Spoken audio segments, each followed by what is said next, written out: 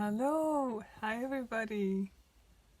I just finished my morning practice and had some thoughts coming up during it. So I thought maybe I should share. It's very interesting. Now as I've been talking in the one of the first videos, having a practice is kind of addictive a little bit. Because it makes you feel really good. So then you kind of don't want to not do it because you know how good it can be. It's like you don't want to settle anymore. So I was kind of playing with that a little bit last week. So couple of days this week I did not do my full practice. I just did maybe a little yoga just to stretch and stay on course. And the feeling of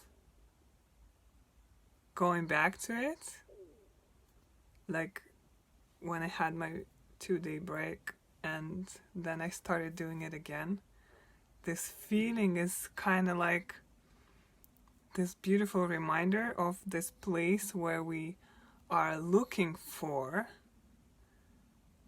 our whole lives until we make a choice to get there right now. This feeling of being home. It's like, hi, I'm back. Hi, I'm back. It is so good. It's just so that I felt, what was it, yesterday, maybe a couple of days ago. And that was very interesting.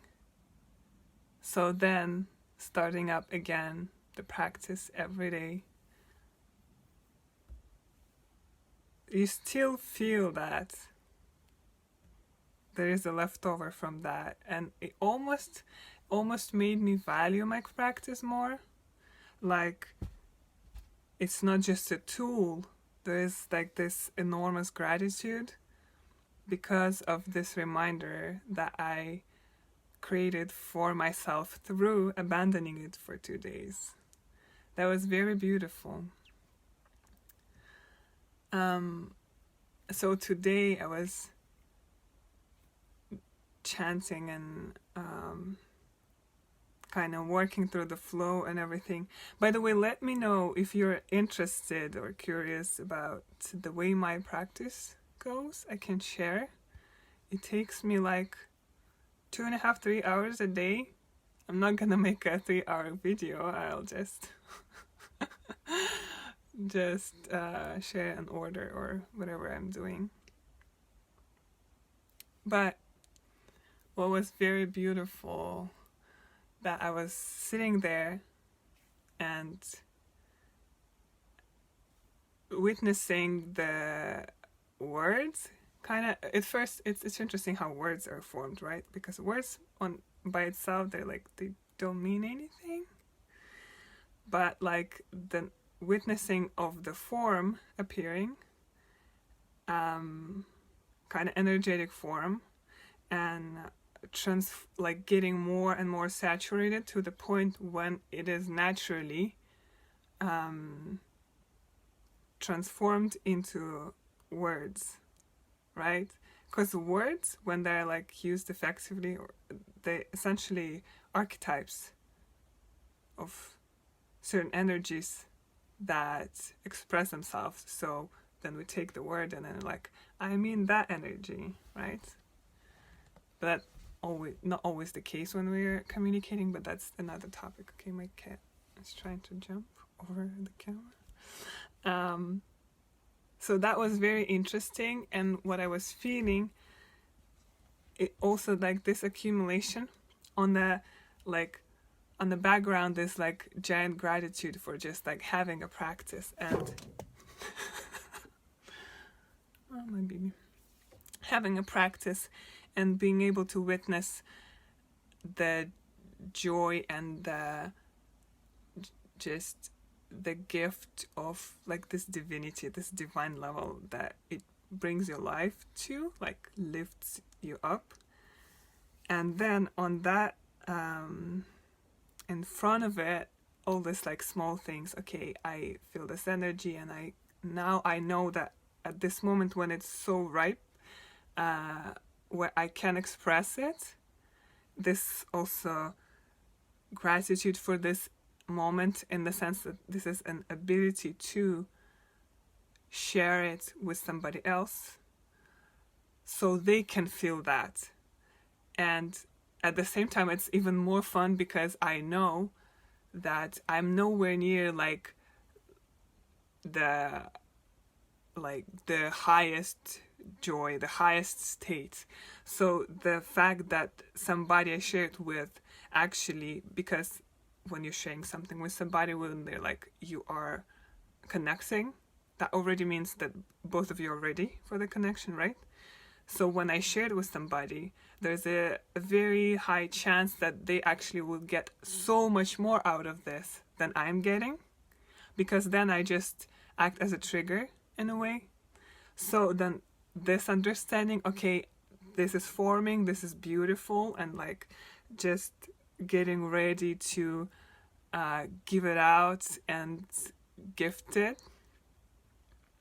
And then all this journey for myself of getting to this point where I'm at right now, which I'm enjoying, but this basis of how my almost like every breath, every little movement of my body, of my perceptions, is also informed by somebody else's gift to me.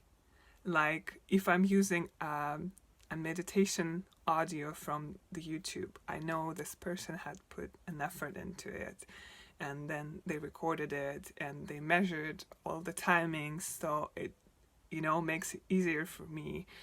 And then they, every day I meet them again and again and again. And even after I stop using that, because okay, I found my rhythm that works for me, I still am in a relationship with that person, and how that relationship is felt through just my practice, or it can be just applied to life in general. And then I was also, one of the big ones was, it always makes me laugh now, because when I was like being mentored by Eric Jago, I will link her. I don't know if she's in the group, but basically she's such a sweetheart. I can't even express. She's such a loving and beautiful being, and she gave me so much. So we're doing Kundalini practices, and for me what stood out a lot, that during the certain points of the practice that I perceived to be the hardest, like, was so challenging for me. I was barely able to breathe or like stay on the rhythm or like stay on track. And every time I felt that way, she would say, and enjoy all the joy and happiness that this movement is bringing to you. And that would make me kind of like, oh, right. Yeah, that's exactly, like the balancing energy that I need to bring here. But it still was like efforting, because I was in pain, I was annoyed, I was angry, but I was like determined to finish. And suddenly she's coming in with, enjoy all the goodness and joy. And I'm like, what you're talking about? I don't even know. But I was grateful for this opportunity to see it from another side. And now I am at a place where I do those practices, because some of those I incorporated actually. And that goes back to the talk. I don't know, I mentioned it a lot. Anything that you resist the most, anything that you hate, it's the most useful thing for you, it's the most needed thing for you, and whatever. If you didn't need it, you would not have had that reaction. So basically, now I incorporated a few of those into my practice, and what I noticed, without actually trying to really, Lilia? He's trying to eat some plastic or something, I don't know. Without even trying to do, I noticed that every time this kind of exercise, or like, I don't know, this action comes up, what happens is I automatically start smiling and I feel joy and happiness, exactly as Erica told me to. And today I just noticed very strongly, like I've been aware of it for a while, but today kind of lit me up because I was literally flying, and like the longer I would do the form, the happier I would feel.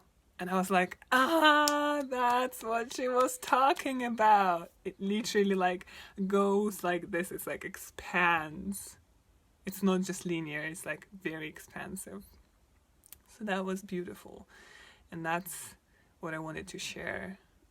Wherever you are at the point where you're ready to receive something that you want to receive. So ease into it, relax into it. And I hope your daily practice is starting to appear. Don't worry if it doesn't appear yet in the physical form, as in like actually doing it and being committed and everything, because there is time for everything. Just accepting that whatever you are given, whatever you had an opportunity to witness, to experience, is exactly what you were supposed to be exposed to. That will just naturally, with time, get into the places that you already have prepared for it inside of your existence, inside of your beingness. So everything's beautiful, don't worry about nothing. I am getting ready to release another video on a meditation class, but I'm taking a little bit more time because I want to end up releasing them on maybe Saturdays or Sundays, and I started like a week ago, so take your time, it's all good. And I hope you're having an amazing day so far, and it's just gonna get better and better and better. And if you feel like it's maybe not doing that, take a nap with an intention that it gets better when you wake up. All right. See you next time.